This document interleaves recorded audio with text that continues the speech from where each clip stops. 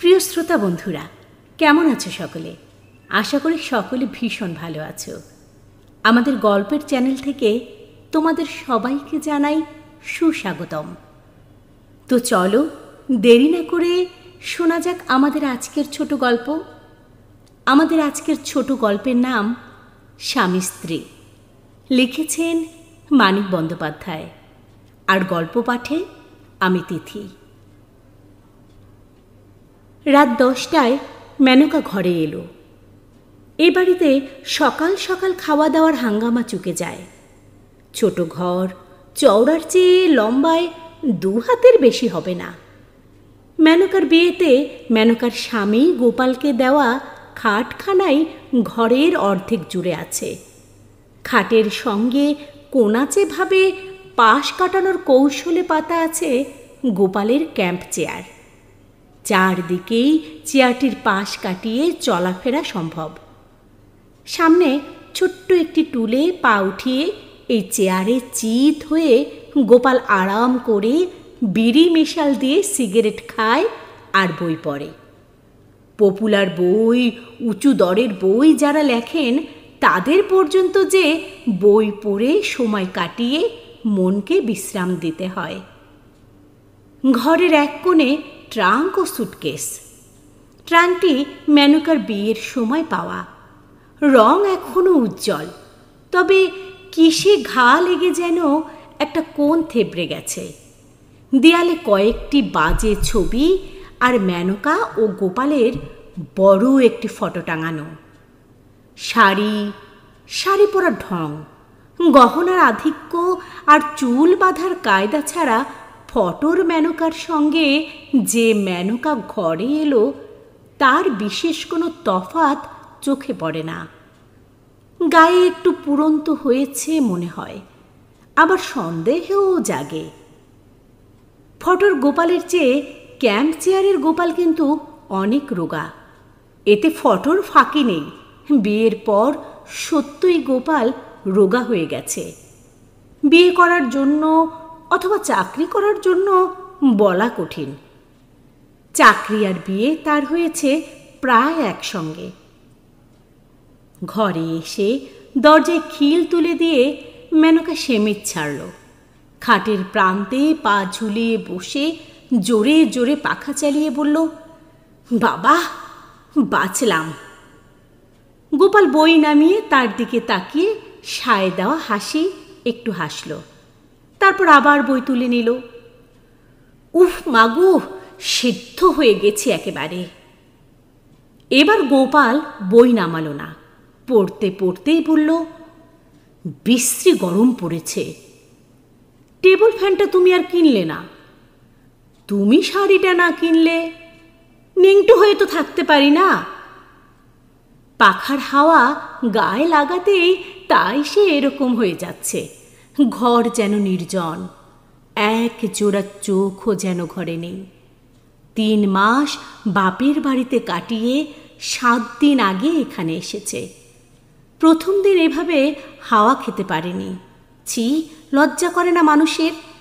এক দেহ, এক মন, এক প্রাণ যারা 3 মাসের ছাড়াছাড়ি তাদের এমনি করে দেয়। দেখা হওয়া মাত্র চট করে এক হয়ে যেতে পারে না। 3 মাস তারা পরস্পরকে কল্পনা করেছে, কামনা করেছে, ব্যথা আর ব্যর্থতার নিঃশ্বাস ফেলেছে। মুক্তির আশ্বাস আর স্বাধীনতার গৌরবে আনন্দ অনুভব করেছে শাস্তির মতো। রাত জেগেছে, আবেগের চাপে সময় সময় দম যেন আটকে এসেছে কয়েক মুহূর্তের জন্য। কত অভিনব পরিবর্তন ঘটেছে দুজনের মনেই দুজনের। দেখা হবার পর আবার এক দেহ, এক মন, এক প্রাণ হতে খিল দেওয়া ঘরে একটা রাতের, অন্তত 8খানা বা সিকিখান রাতের সময় লাগবে বইকি। যন্ত্রের পার্টস খুলে আবার ফিট করতে সময় লাগে, বিধাতা মিস্ত্রি হলেও লাগে। শরীরের ঘাম শুকিয়ে গেলে মেনকা পূবের 2টি পর্দা লাগানো জানলার একটিতে গিয়ে দাঁড়ালো। পাশের একতলা বাড়ির ছাদে গরম জোছনার ছড়াছড়ি। তার পরের তেতালা বাড়ির 7টা জানালা দিয়ে ঘরের আলো বাইরে আসছে। আজকাল কখন সবগুলো জানালার আলো নেভে কে জানে। বিয়ের পর কিছুদিনের খবরটা সে জানত। 4টে জানালা অন্ধকার হতো প্রায় 11টায়, 2টি হতো 12টার কাছাকাছি, আর তেতালার কোণের জানালাটি নিপ্ত রাত 1:30-2টোর সময়। ওই ঘরটিতে কে বা কারা থাকে তাই নিয়ে সে কত কল্পনাই করেছে। অন্য সম্ভবপর কল্পনাগুলো তার মনে আমল পেত না। পরীক্ষার পড়া করতে ও ঘরে কাউকে রাত জাগতে দিতে সে রাজি ছিল না। তার কেমন বিশ্বাস জন্মে গিয়েছিল তেতালার ওই কোণের ঘরটিতে তাদের মতো এক দম্পতি থাকে, বিয়ে যাদের হয়েছে অল্পদিন। তাদের মতো ভালোবাসতে বাসতে কখন রাত 2টো বেজে যায় ওদের খেয়াল থাকে না। তারা অবশ্য আলো নিভিয়ে দেয় অনেক আগেই। বাড়ির ভেতরের দিকে তাদের জানালাটি শুধু ঘন সারসির। ঘরের মধ্যে নজর চলে না, কিন্তু আলো জ্বলছে কিনা জানা যায়। ওদের তেতলার কোণের ঘরটিতে হয়তো আলো জ্বালিয়ে রাখার সুবিধা নেই। বাপের বাড়ি থেকে ফিরে আসবার দিন তারা প্রায় রাত 3টে পর্যন্ত জেগেছিল, কিন্তু সেদিন ও বাড়ির জানলার দিকে তাকাতে খেয়ালও হয়নি। মেনকা আপন মনে আফসোসের অস্ফুট আওয়াজ করল। সে রাত্রে বড় বাড়াবাড়ি হয়ে গিয়েছিল। এক রাত্রে সব একঘেয়ে হয়ে গেল। বাপের বাড়ি যাওয়ার আগে একটানা 6 মাস একসঙ্গে কাটিয়ে যেমন হয়েছিল।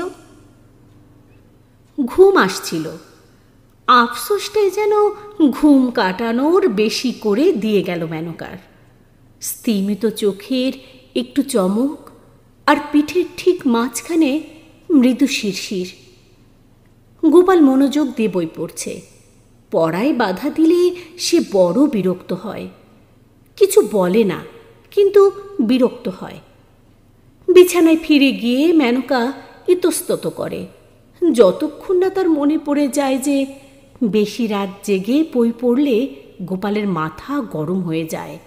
ঘুম ভাঙিয়ে তাকে বড় জ্বালাতন করে গোপাল। মনে হয় শান্ত সুবোধ মানুষটা যেন বদলে গেছে, মদ খেয়েছে।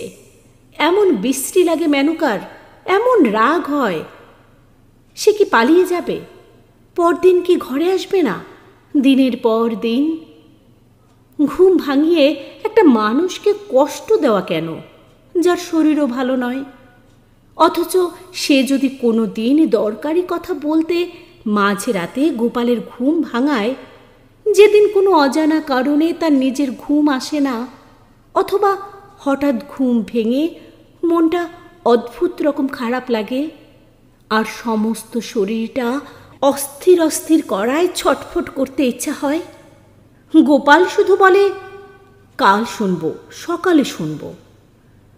তবু যদি সে নিজেকে তার বুকে খুঁজে দেবার চেষ্টা করতে করতে করুণ সুরে বলে, ওগো শুনছ, বুকটা কেমন জ্বালা করছে, একটু সোডা খাও, একটু সোডা খাও, বলে সে পাশ ফিরে বালিশটা আঁকড়ে ঘুমাতে থাকে। তখন মেনকার বুকটা সত্যি জ্বালা করে। মাসে 6 মাসে একটা রাতে হয়তো এরকম ঘুম আসে না, অথবা এভাবে ঘুম ভেঙে যায়। হলোই বা তো অম্বলের জন্য। কথা কইবার একটা সে লোক পাবে না, পাওনা আদরের একটু তার জুটবে না এই ভয়ানক দরকারের সময়। ইতস্তত করার কয়েক মিনিটে আবার ঘুমটা ফিরে এসেছিল। হাই তুলে মেনকা বলল, শোবে না? এত যে পড়ছো, চোখ তো আবার টকটক, এত যে পড়ছো, চোখ তো আবার কটকট করবে কাল। গোপাল বলল, চ্যাপ্টারটা শেষ করেই শোবো, 5 মিনিট। মেনকা শুয়ে চোখ বুজল। ঘুমে শরীর অবশ হয়ে আসবার আরাম অনুভবের ক্ষমতাটুকু প্রায় ফুরিয়ে এসেছে। বই ফেলে টুল ঠেলে চেয়ার সরিয়ে গোপালের উঠবার শব্দে একটু সচেতন হয়ে উঠল। ভয়ে ভয়ে চোখ মেলে একবার গোপালের মুখের দিকে চেয়ে নিশ্চিন্ত হয়ে আবার চোখ বুজল। গোপালের মাথা গরম হয়নি, ঘুম পেয়েছে। এক নজর তাকালে মেনকা ওসব বুঝতে পারে। গোপালের চোখ মুখের সব চিহ্ন আর সংকেত তার মনের মুখস্থ হয়ে গেছে। আলো নিভিয়ে মেনকার পা মারিয়ে গোপাল নিজের জায়গায় শুয়ে পড়ল। মেনকা জড়ানো গলায় শুধল, কাল ছুটি না? গোপাল জবাব দিল, দুজনে মিনিট 10 ঘুমিয়েছে। এমন সময় ট্যাক্সি করে বাড়িতে এলো অতিথি। সস্ত্রী গোপালের ভাইরা ভাইয়ের ভাই রসিক। গত অগ্রহায়ণে রসিক বিয়ে করেছে। বউকে বাপের বাড়ি রেখে আসবার জন্য আজ 12টার গাড়িতে তারা রওনা হয়েছিল। 6:30টায় কলকাতা পৌঁছে আবার রাত 9টায় গাড়ি ধরবে। অ্যাক্সিডেন্টের জন্য লাইন বন্ধ থাকায় তাদের গাড়ি কলকাতা এসেছে রাত 10টায়। এত রাত্রে কোথায় যায়, তাই এখানে চলে এসেছে। নইলে এত রাত্রে কোনো খবর না দিয়ে মনে করে যে এসেছো, এই আমাদের ভাগ্যি। স্টোভ ধরিয়ে মেনকা লুচি ভাজতে বসল। গোপালের ভাই সাইকেল নিয়ে বার হলো খাবারের দোকানের উদ্দেশ্যে। অন্তত 4 রকমের ছানার খাবার আর রাবড়ি আনবে। মোড়ের পাঞ্জাবি হোটেল থেকে আনবে মাংস। ঘরে ডিম আছে, মেনকা মামলেট বানাবে। বাড়িতে কুটুম এসেছে, নতুন বউকে সঙ্গে নিয়ে এসেছে।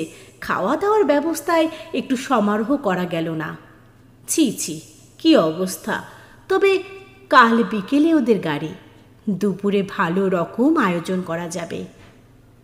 মাসের শেষে টাকা ফুরিয়ে এসেছে বটে, কিন্তু কুটুম বাড়িতে এলে টাকার কথা ভাবলে চলবে কেন?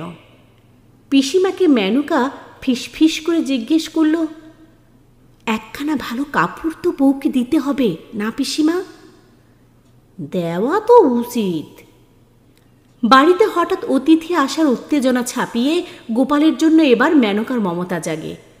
আবার এই মাসে এ বেচারিকে টাকা ধার করতে হবে। একটা মানুষ খেটে খেটে মরে গেল। ভাই বোন মাসি পিসি সবাই লুটে পুটে তার রোজগার খাচ্ছে। তার উপর আবার কুটুম এসে অতিথি হওয়া চাই। একটা টেবিল ফ্যান কেনার স্বাদ পর্যন্ত বেচারার মেটে না। সেই বা কেমন মানুষ! ঘেমে চেমে অফিস থেকে ফিরলে 10 মিনিট একটু হাওয়া পর্যন্ত করে না তাকে। আজ রাত্রে পাখার বাতাস দিয়ে ওকে ঘুম পাড়িয়ে তবে সে ঘুমোবে। এক হাতে হাওয়া করবে, অন্য হাতে মাথার চুলে। রসিক খেতে বসল ঘেরা বারান্দায়। রসিকের বউকে বসানো হলো ঘরে। রসিকের কাছে বসলেন পিসিমা। তার বউয়ের ডাইনে বায়ে গা ঘেয়ে বসল মেনকার 2 ননদ।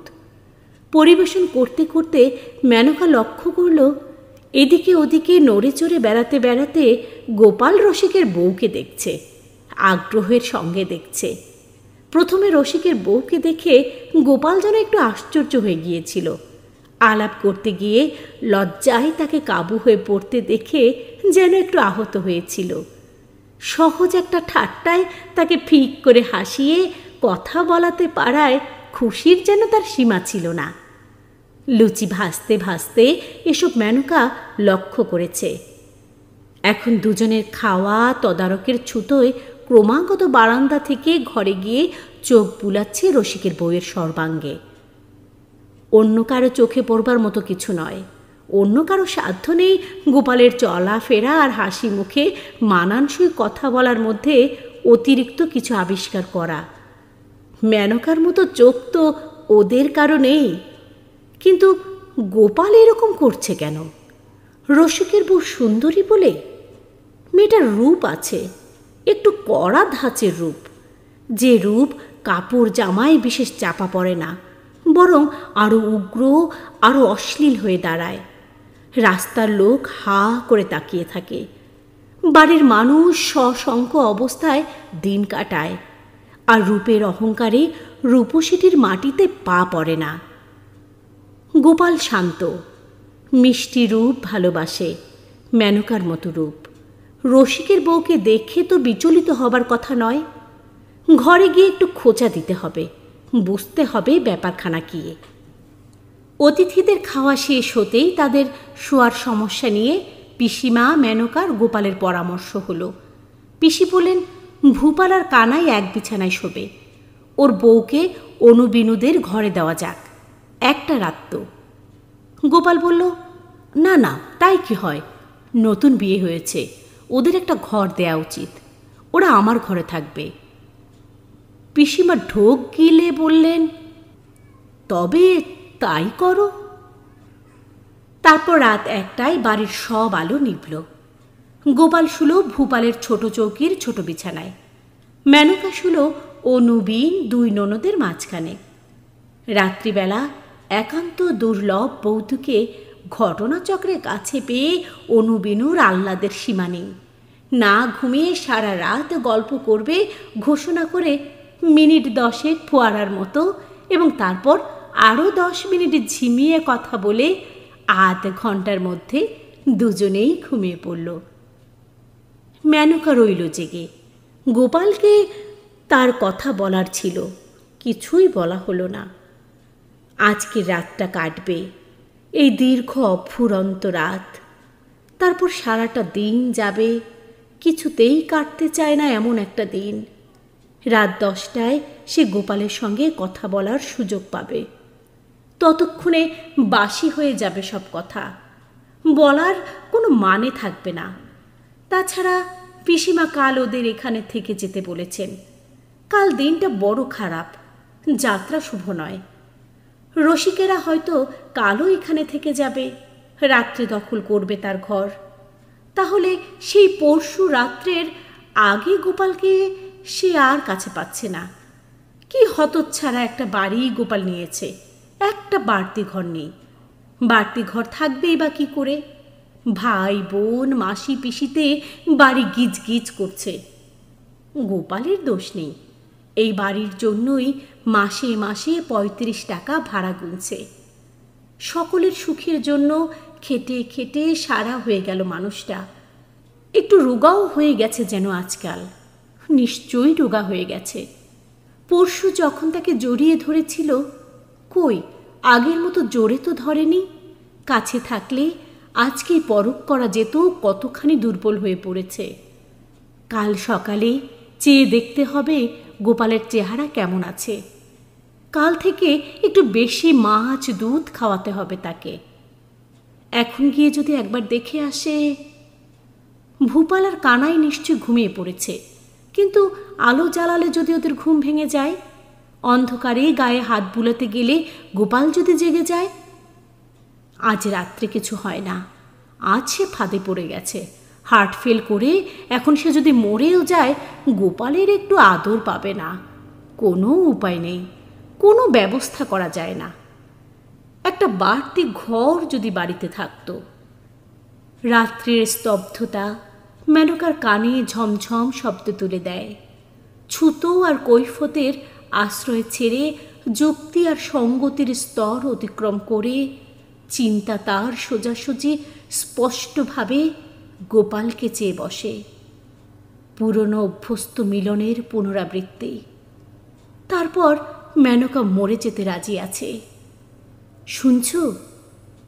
একসঙ্গে শীত আর গ্রীষ্ম অনুভব করে মেনকা শিউরে উঠল। জানালার শিকে মুখ ঠেকিয়ে গোপাল গলা আর একটু চড়িয়ে বলল, ঘুমিয়েছ নাকি? আমায় একটা অ্যাসপিরিন দিয়ে যাও। মেনকা সাড়া দেবার আগেই ঘরের এক প্রান্ত থেকে পিসিমা বললেন, কে রে? গোপাল, শরীর খারাপ লাগছে নাকি? না, গরমে মাথা ধরেছে, অ্যাসপিরিন খাবো। তুমি উঠো না, উঠো না কিন্তু পিসিমা, তোমার উঠে কাজ নেই। মেনকা দরজা খুলে বেরিয়ে এলো। অ্যাসপিরিন যে ঘরে রয়েছে। তবে অ্যাসপিরিন থাক, ছাদে গিয়ে একটু শুই। ভূপালদের ঘরটা বড় গরম। খোলা ছাদে শোবে? অসুখ করে যদি? কিছু হবে না, একটা পাটি বিছিয়ে দাও। ঘর থেকে মেনকা পাটি আর বালিশ নিয়ে এলো। একটি বালিশ। বারান্দা পার হয়ে ছাদের সিঁড়ির দিকে যাবার সময় তাদের ঘরের সামনের সার্সির জানালার কাছে তাকে দাঁড় করিয়ে গোপাল চুপি চুপি বলল, দেখেছ, এর মধ্যে ঘুমিয়ে পড়েছে। সার্সি অন্ধকার, রসিকের নাক ডাকার শব্দ বাইরে শোনা যাচ্ছে। মেনকা বলল, ঘুমাবে না? রাত কি কম হয়েছে? ছাদে পাটি বিছিয়ে মেনকা বালিশ ঠিক করে দিল। গোপাল শুধালো, তোমার বালিশ আনলে না? আমিও শোবো নাকি এখানে? গোপাল হাত ধরতেই সে পাটিতে বসে পড়ল। সবাই কি ভাববে? গোপাল জড়িয়ে ধরতে কিছুক্ষণ তার শ্বাস বন্ধ হয়ে রইল। আর সিঁড়ি ভাঙতে পারি না, একটা বালিশেই হবে। তেতলা বাড়ির কোণের সেই ঘরের জানালাটা আলিসার উপর দিয়ে দেখা যাচ্ছে। এখনো সে ঘরে আলো জ্বলছে। তো বন্ধুরা, কেমন লাগলো আমাদের আজকের গল্প? ভালো লাগুক মন্দ লাগুক, আমাদের সঙ্গে থাকবে কিন্তু, এবং নতুন নতুন গল্প পাবার জন্য অবশ্যই আমাদের চ্যানেলটি সাবস্ক্রাইব করে রাখবে।